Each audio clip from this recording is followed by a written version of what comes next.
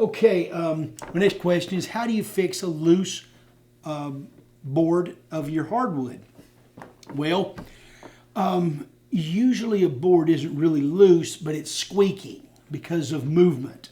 But if you're, I'm assuming that this is a nailed or a staple down floor, you've got a couple of options. You can take a drill bit and put a small hole in it, a little bit bigger around than a nail, and then put a finish nail in it and then putty it.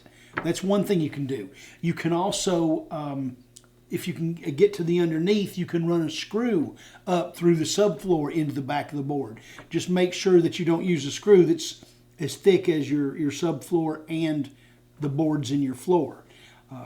Really, the screw from underneath works best because it will pull it tight.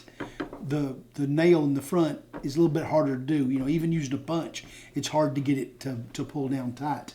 What you really need to look at is, why is the board loose? What's causing those boards to move a little bit?